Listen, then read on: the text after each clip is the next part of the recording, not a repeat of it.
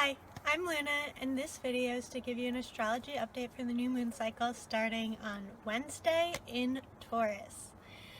The new moon cycle Wednesday is April 22nd, and the full moon cycle lasts until May 21st. This moon cycle begins with a Taurus stellium. The new moon, as well as Sun and Uranus, are all in Taurus the first 3 days of the moon cycle. And then shortly after, on April 27th until May 11th, we have another Taurus stellium with the Sun still, Uranus still, but also Mercury, which is a personal planet. So Taurus is our most active zodiac sign, and it is connected to the heart chakra. Our heart chakra will be very strong, strong like a bull, the symbol of Taurus. And I'll talk more about the chakras in a minute, but I want to look bigger picture because we have 4 planets that start retrograde this moon cycle. The first is Pluto on April 27th in Capricorn. And Pluto has been stirring up a lot of trouble in Capricorn while it's been there, with many people, including myself, correlating one of Pluto's transits in Capricorn with the start of the coronavirus and response to it concerning institutions and our governments and responses to what's been happening. So Pluto starts retrograding April 27th, and this will last a long time. All of these planets retrogrades last a while, so this video is only going to really talk about this moon cycle, but I'm uploading another video as well called 4 Retrogrades Start this moon cycle. So if you want to watch that, the link is in the description. But I'll give you just the high-level overview now. So Pluto goes retrograde in Capricorn, signifying deep change to our home and institutions and essentially our foundation. So Saturn is connected to our root chakra, and a lot of what's happening this moon cycle correlates to crisis in the root chakra. And this is the first of those things. Then the next planet, Saturn, goes retrograde on May 11th. Saturn goes retrograde in Aquarius, and when a planet goes retrograde, it appears to be going backwards in the sky. That's where this backwards motion or internal flow of energy, but really just change and confusion in a energy center stems from during retrograde. So as Saturn goes backward, in July it'll actually go back into Capricorn, and it won't be back in Aquarius until almost the end of the year, I think December 17th. So what that story is playing out is that there's been this time of coming together and adapting, but we're gonna have another wave of trying to go about things the old way. And that will prove to fail. That will play itself out in the summer, prove to fail, and then, we'll be back on track around the end of this year and the start of 2021. But that's big picture, right? That's talking about institutions. On a smaller level, being our personal lives, this is just how we relate to feeling safe, having a stable foundation, and for many of that relates to having a job, having a home, and even these things feel like they're being threatened. So Pluto, transformation, and Saturn, homes and root chakra, are playing out a big story here. After Saturn starts retrograde, just 2 days later, Venus goes retrograde in Gemini. And then the next day, May 14th, Jupiter goes retrograde in Capricorn. Okay, so Venus with the heart chakra going retrograde just means that this external flow of love is going to go internal.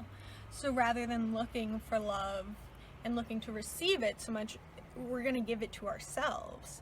And that's going to be very powerful. So whereas the first two retrogrades are about transformation and kind of crisis, this one is just about self-love to help get us through everything else that's going on. And then the Jupiter retrograde, which happens in Capricorn, draws our attention both to the root chakra and the sacral chakra. So it again talks about having the retrograde in Capricorn, and Capricorn relates to our root chakra. So having the retrograde there is saying more disharmony in the root chakra. But the fact that it's Jupiter there means that if we give love to the strengths of Jupiter, which connect to the sacral chakra, if we give love to that, that will ease this transit of Jupiter retrograding in Capricorn, but also Saturn retrograding, because these two energies, Saturn and Jupiter, are tied up for at least this moon cycle. So as planets go through the different zodiac signs, really none of them are activating our sacral chakras. And it's up to us to consciously send effort to it so that we can remain adaptable and fluid at this time. So the chakras that will be active are the heart chakra, and that is connected to the two Taurus stelliums I already mentioned. And also the fact that Venus is in Gemini the full moon cycle, including for its retrograde, which is an air element sign, and Aquarius, also an air element sign, who has some planets and retrogrades. So the heart chakra is super active, and this is a strength we can call on, the energy of love. There are 4 really key ingredients to the energy of love.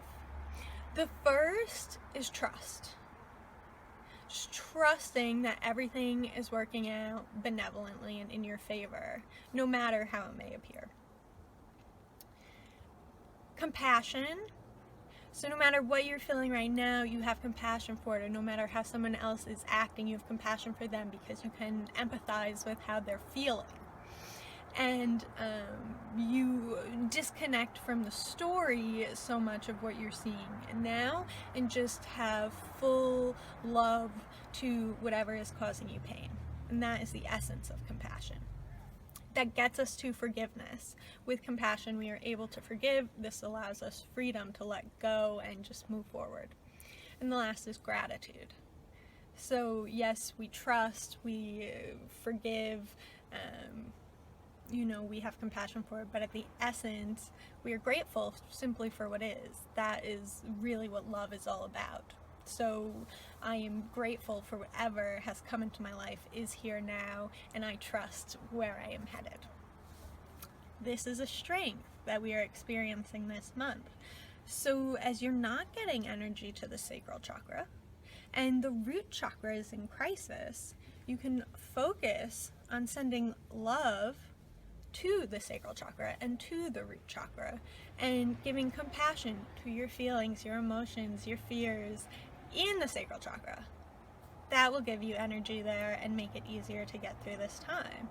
And then that one step lower gives resolve to the root chakra, because instead of just sinking into this hole of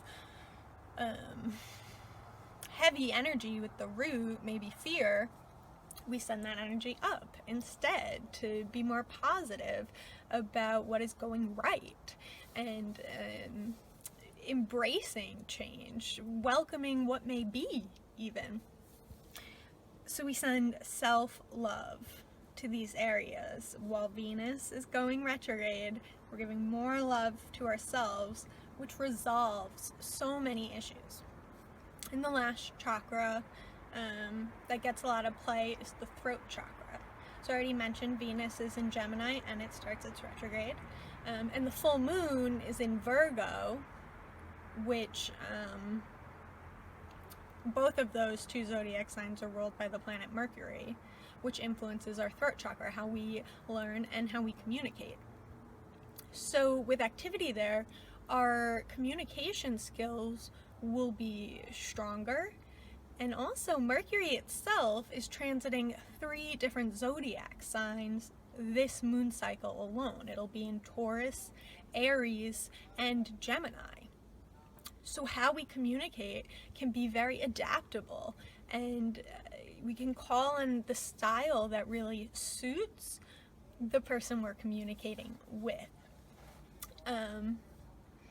So let's bring this back to the self and sum it up. Chaos on the outside causes disharmony and crisis to our own root chakra. Our heart chakra and root chakra will both be active. We can send love to the root chakra while calling on the sacral chakra along the way to be adaptable, and for that really to be our intention, and to embrace change, to call on that along the way, to link these energies.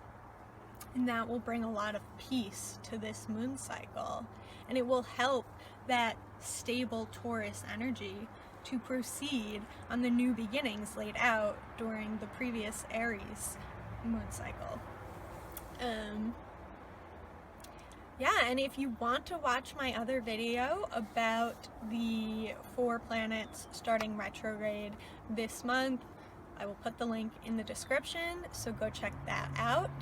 If you like this video, please give it a thumbs up and subscribe to my channel. That is the #1 way you can support me. Thank you so much for watching. Namaste.